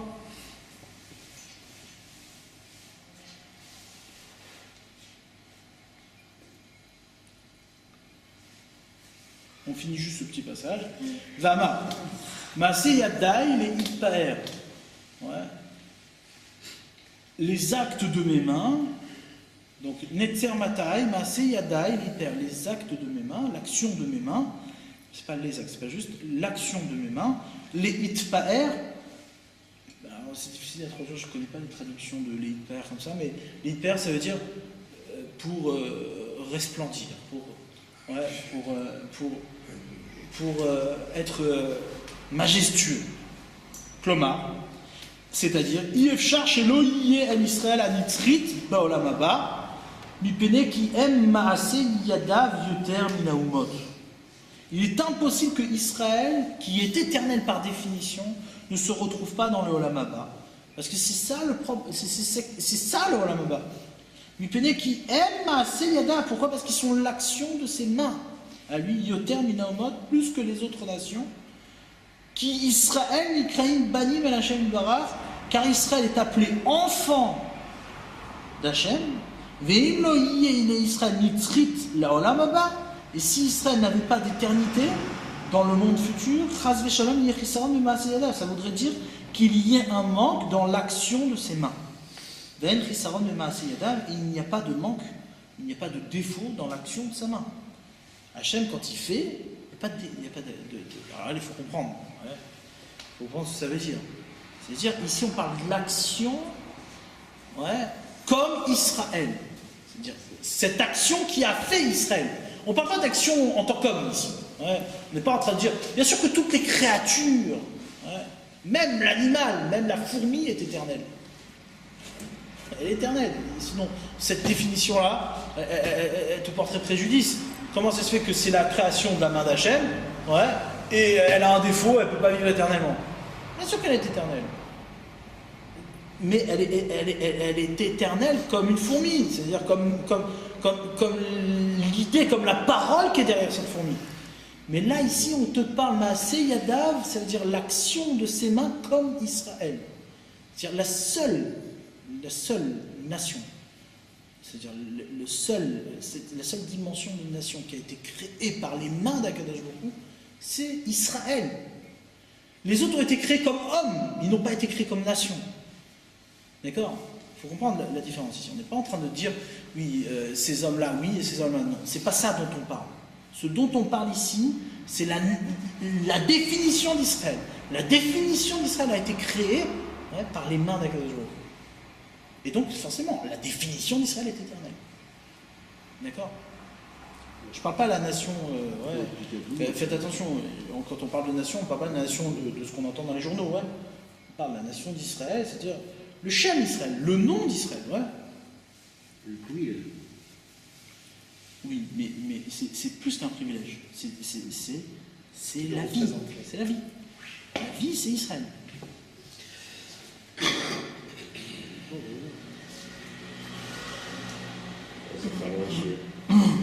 Comme ça, on va se relâcher. Non, au contraire. Il faut bien comprendre ça. Au contraire. Il y a comment dire, souvent on accuse Israël, enfin on accuse les textes du Talmud, les textes de la Torah, comme étant des textes qui dénigrent les autres, qui dénigrent les nations. Et c'est vrai, il y a des fois des textes qui sont surprenants comme ça. Tu viens, tu dis, mais attends, qu'est-ce qu'il dit? Mais en vérité, jamais la Torah, jamais pas un seul moment, ils viennent dénigrer les autres. Ce qu'ils viennent faire, c'est faire entendre qu'il y a dans le nom d'Israël une dimension qui ne se définit pas dans ce que toi tu peux percevoir comme humanité. C'est-à-dire, il faut bien comprendre ce que ça veut dire. L'homme qui est défini par le nom d'Israël c'est-à-dire, il ne faut pas le définir comme un homme par rapport aux autres. C'est pas un homme supérieur. L'erreur, elle vient du fait qu'on pourrait penser qu'en vérité, lorsqu'on parle d'Israël, on parle d'un homme supérieur. C'est n'importe quoi, ça. Il n'y a pas d'homme supérieur, ça ne veut rien dire. Il y a un homme qui se définit ailleurs. Il n'y a pas de supériorité, parce qu'il n'y a pas de comparaison. C'est pas une supériorité. Tu es en train de dire d'un côté, tu as l'éternité, de l'autre côté, tu as des gens finis. Quoi. Au contraire, leur éternité, elle est dans la présence d'Israël. S'il n'y avait pas la présence d'Israël, il n'y aurait pas d'éternité possible pour qui que ce soit. Mais il y en a pas la conscience. Mais bien sûr qu'ils en ont la conscience. D'abord, toi, tu as cette responsabilité-là, de donner cette conscience. Comment tu donnes cette conscience? Par ton comportement. Tu dois rayonner le nom d'Israël autour de toi. Ce qu'on appelle Kiddush Hashem, sanctifier le nom divin. Donc cette responsabilité, elle t'incombe. Et pourtant. Mais pourtant quoi? On rayonne pas aujourd'hui. Mais pourtant, ils cherchent qu'à te crever. Mais pourquoi? Parce qu'on rayonne pas. Mais c'est pas moi qui dis ça. Si tu rayonnes pas, ça quand même psychique. Mais pourquoi il nous a raté ici? Parce que tu rayonnes pas. Non, Mais voilà, c'est tout. Mais comment dire? Non, attends. Il y a marqué. Ouais, il y a marqué. Akol kol Yaakov, vayadaim yedei Esav. Ouais. C'est la voix de Jacob et c'est les mains de Esav. Lorsque la voix de Jacob, elle résonne dans les Bate Midrash et dans les Bate Knesset, la main de Esav, elle est affaiblie. Elle ne peut pas dominer, elle ne peut rien faire. Par contre, lorsque la main de Esav, lorsque les voix de Jacob, elles ne résonnent pas dans les Bate Midrash, elles ne résonnent pas dans les Bate Knesset, alors la main de Esav, elle est plus forte. Tu veux des textes? Il y en a des centaines. Des centaines de références. Maintenant, nous, on vient, ouais, on dit non, plus jamais ça. Nous, on a été éduqués dans plus jamais ça. C'est-à-dire qu'on s'imagine qu'on peut s'affranchir du jugement divin. Ouais, on peut s'affranchir, plus jamais ça, les gars, c'est bon, on va gérer maintenant. Ouais. Ça veut dire qu'on va gérer. Ça veut dire non, il n'y a plus Dieu, tu peux faire ce que tu veux, de toute façon, on fait ce qu'on veut, maintenant c'est nous qui gérons. Mais c'est pas vrai, ça n'existe pas. Ça ne peut pas exister. Ça ne peut pas exister. Par définition, ça n'existe pas. Donc ça veut dire quoi? Ça veut dire que tu dois rayonner. Ouais. Et rayonner, ça veut dire quoi? Ça veut dire donner existence à l'autre. De la même manière qu'Hachem lui donne l'existence à l'homme, toi tu dois donner existence à l'autre. Et chacun à son niveau. Parce que chacun est lié au nom d'Israël. Chacun de là où il est lié au nom d'Israël. Être délié du nom d'Israël, c'est ne pas exister. C'est ça qu'il dit. Quand tu dis que tout le monde a part au monde futur, tout Israël, mais aussi les nations ont part au monde futur. Parce qu'elles ont un lien avec Israël. Elles peuvent créer un lien avec Israël. De la même manière que toi, tu dois créer un lien avec la Torah, c'est un lien qui t'est imposé, les nations doivent créer un lien avec Israël. Il n'y a pas de différence au fond. Au fond, il n'y a pas de différence. La question, c'est de savoir quelle est ta responsabilité, c'est tout. On peut le définir comme quoi, Israël, c'est la volonté d'Akadosh. Yachar Kel, c'est tout droit vers Hachem. Israël, c'est celui qui représente, qui prend, qui vit malgré lui. Pourquoi vit malgré lui la volonté Pourquoi d'Hachem. il appelle Israël? Pourquoi il ne fait pas volonté? Pourquoi Yachar Kel, ça veut dire droiture. Il est droit. Il est droit, comme on l'a défini, ça veut dire quoi? Continuer ce que Hachem. Pourquoi tu l'appelles Israël? Parce que c'est pas ta volonté, c'est la volonté d'Hachem. Donc Israël. Je peux comprendre ce que Dieu dit. Non, je peux comprendre. Non. Tu peux le traduire à ton niveau, ouais, et donc référer toujours cette volonté qui te dépasse. Mais tu peux pas t'approprier. Ça peut être c'est très la tienne. ambigu dans la tête des gens, il faut le comprendre. Mais bien sûr, mais de toute façon, il faut comprendre. Les gens, soit ils sont intelligents, soit ils sont bêtes. Attends, oui, moi, ce que je veux dire. Pas non plus Non, tout cette. si. Non. L'intelligence, c'est pas forcément le QI. D'accord? L'intelligence, c'est l'honnêteté. L'honnêteté. Être honnête. Être en phase avec la réalité. À n'importe quel niveau d'intelligence, un homme, il a la responsabilité d'être en phase avec la réalité. Là où il se trouve, il doit être en phase avec la réalité. Il doit être honnête. Être honnête, c'est être capable d'entendre un minimum. Le minimum, c'est d'entendre que quoi? Et ça, c'est la base de tout. C'est d'entendre que c'est pas nous qui dictons les règles. On est face à une réalité qui nous dépasse et à laquelle qu'on doit respecter. C'est le commencement même de la moralité. On peut appeler Israël Torah. Parce que Torah, c'est un Non, enseignement. parce que Israël, il y a de notre esprit à nous, Israël, c'est une terre. D'abord, il faut qu'il y ait un nom divin pour Israël. Voilà. Non, dans Torah, il n'y a pas de nom divin. On voit l'État, c'est ça que tu veux dire? Non, mais c'est un peuple entier, Israël.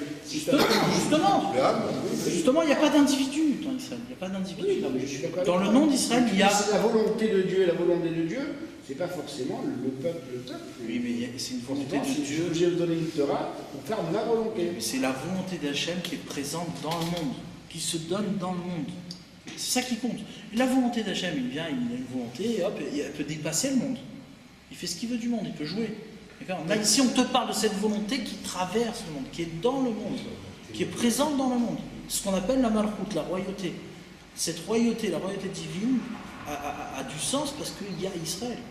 Il y a quelqu'un qui prend sur lui de prendre comme roi un roi qui est extérieur, un roi qui n'est pas un homme, un roi qui dépasse le monde. Ça veut dire quoi, prendre un roi qui dépasse le monde, qui est au-dessus du monde? C'est accepter que la direction d'un peuple qui se trouve sur terre soit orchestré par une réalité autre, par une réalité qui dépasse le monde. Oui, mais tu peux dire, pas dans l'honnêteté, mais Ismaël, tu peux dire aussi qu'il prend comme même référence. Oui, bien sûr, mais il fait rien exister dans le monde. Non, mais... C'est ça la différence.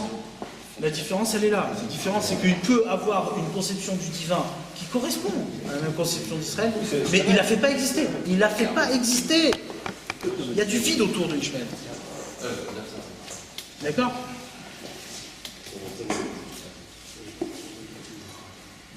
Ishmael, lui, il peut avoir une conception du divin qui est juste, mais il ne la fait pas exister dans le monde.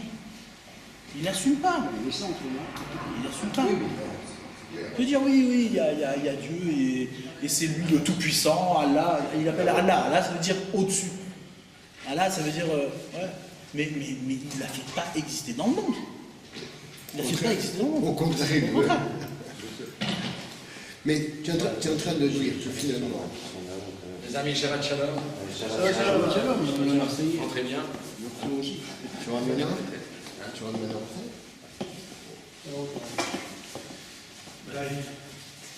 Je t'appelle dimanche matin pour les cours. Tu es en train de dire que le monde a été créé pour Israël.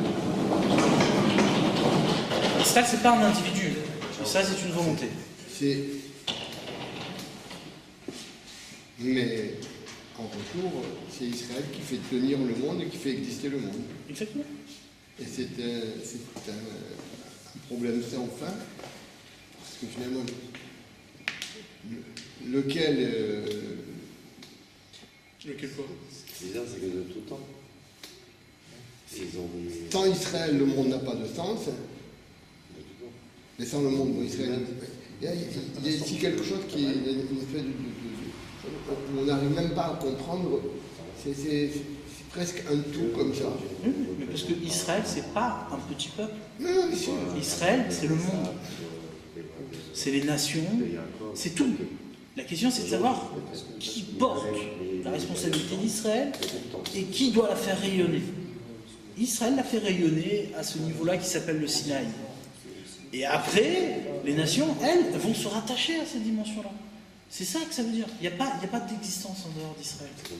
Il n'y a pas d'existence en dehors d'Israël. D'ailleurs, c'est ce que dit le Rambam. Ce Rambam, il est extraordinaire. Les nations, on part au monde futur. Chassidé ou Motolam. Les chassides des nations, on part au monde futur. On n'est pas en train de dire... Dans aucune religion que tu regarderas, on ne dit pas le monde futur n'appartient pas aux autres. Hors de l'église, point de salut.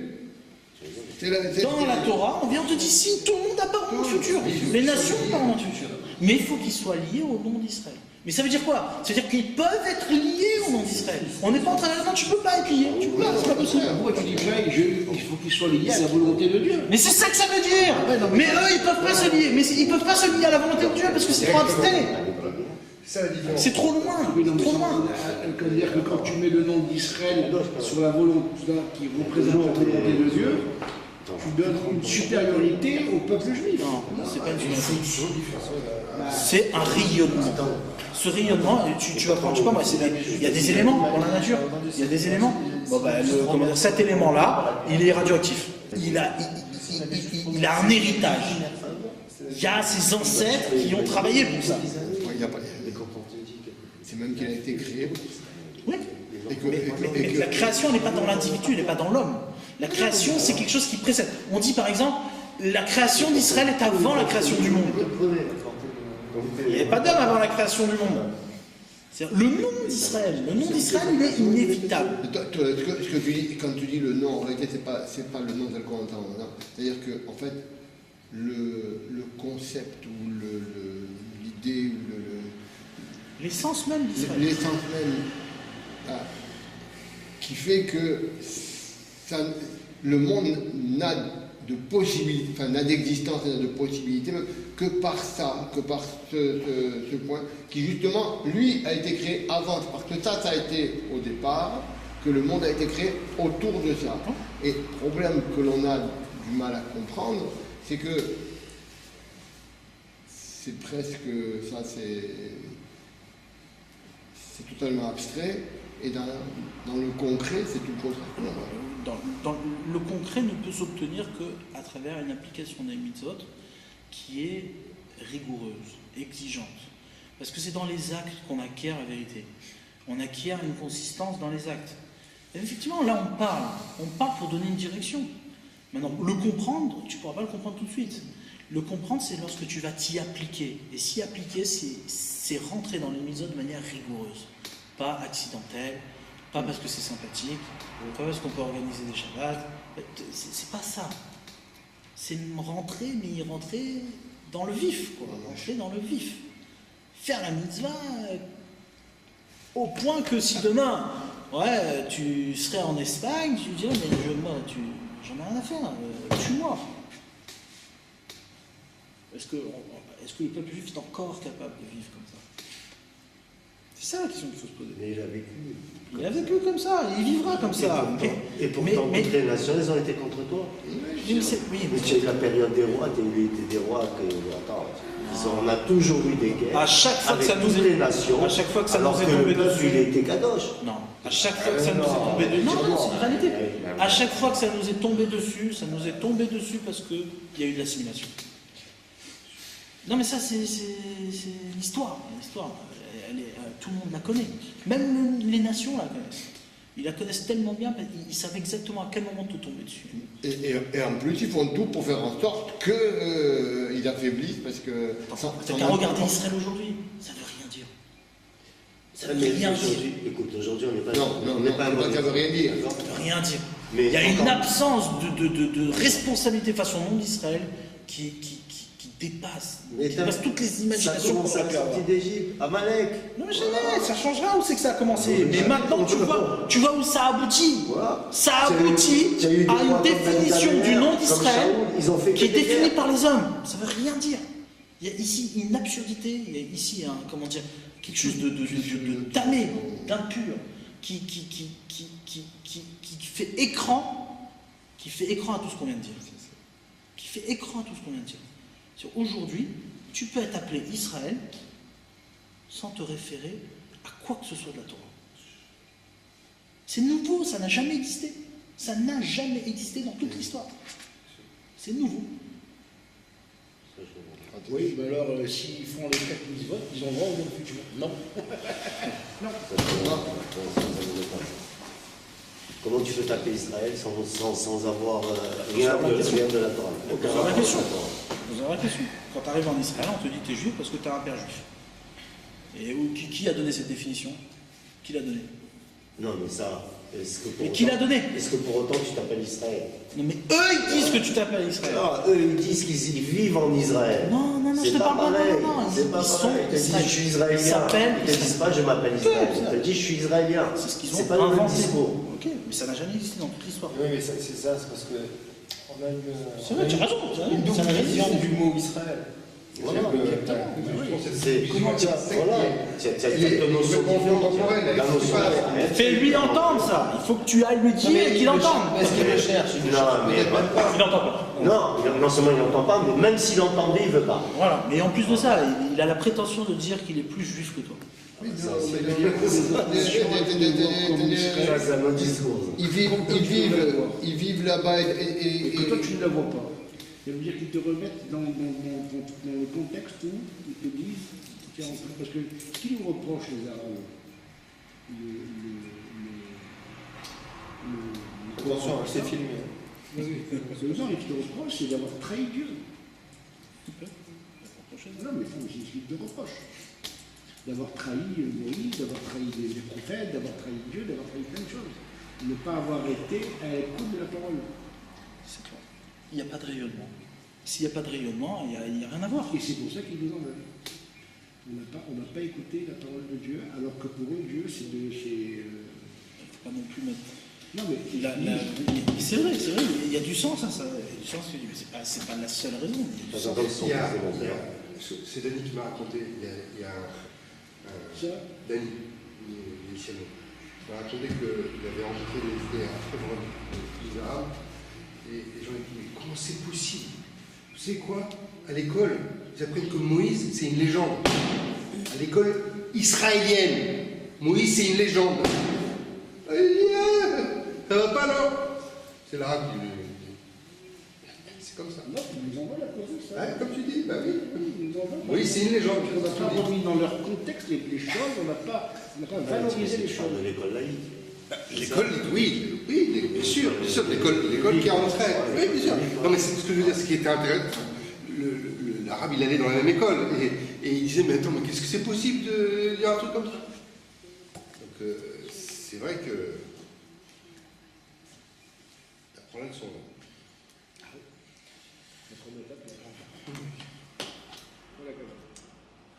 Azak.